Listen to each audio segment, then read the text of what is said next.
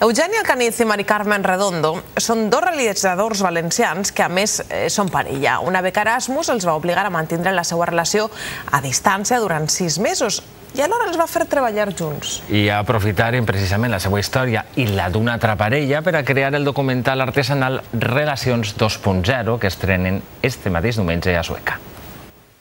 Pensaven que havia d'estar tot escrit en un guió, deixar poc a la improvisació. Espera, no contes això. Per què? Perquè això és d'esperar al final de la pel·lícula. Se suposa que són les converses normals que tenim. Estem discutint com el documental. Pues mira, el mateix.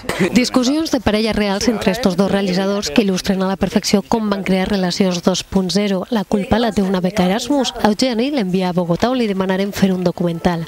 Amb l'ajuda de Mari Carmen va néixer este projecte en comú. La idea la treballarem conjuntament, els actors i intèrprets som nosaltres mateixa, el muntatge també l'hem fet conjuntament i tot el procés creatiu ha sigut junt. Digues que és un documental artesanal, que sempre queda guai.